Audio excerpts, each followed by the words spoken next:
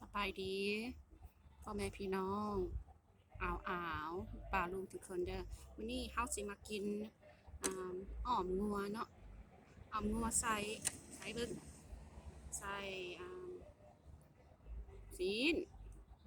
ผักชีมะเขือแล้วก็กินข้าว brown rice กินกันเด้อปิดตัวนี้ก่อน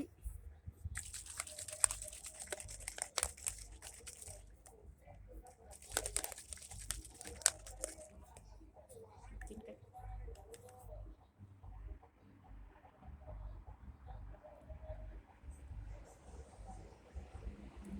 นี่ได้กินนั่น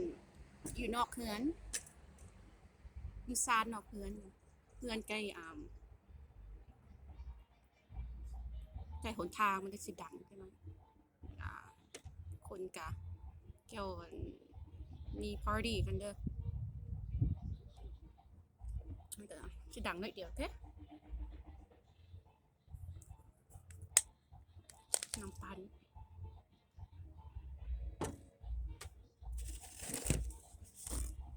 กินกันเด้อ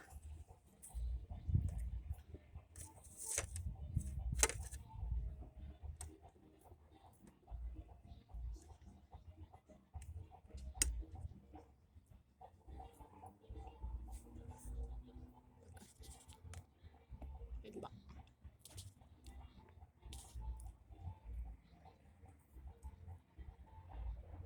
ผักชีนี่มันอยู่ในสวนเลยหลายปลูกในสวน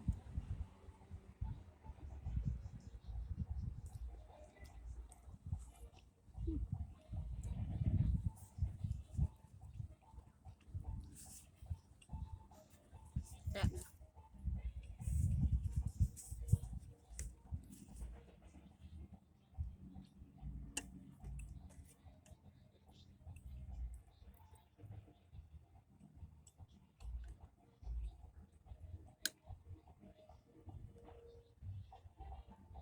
กินตอนยามแรง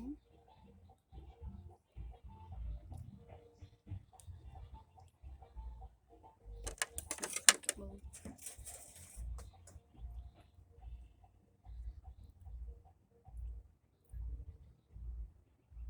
เอาก่อนเด้อโมงแรง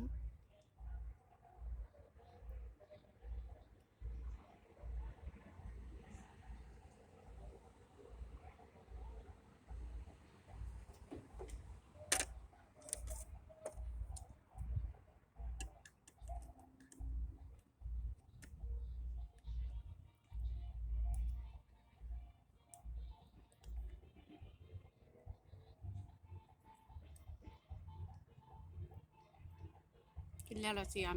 พาไปถ่ายสวนผักชีหลายๆ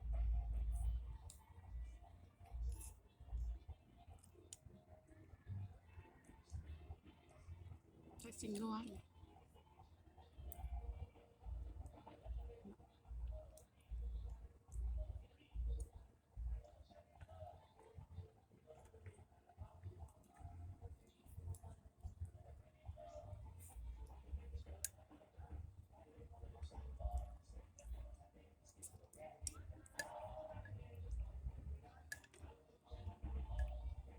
่เนาะกินข้าวอยู่นอกเสียงบุ๊กคนเดียวเปิดเพลงฟังมีบุญมีหยังละแล้วมีงานอย่างเนาะปึ๊บจักหน่อยนะเด้อโทษเด้อ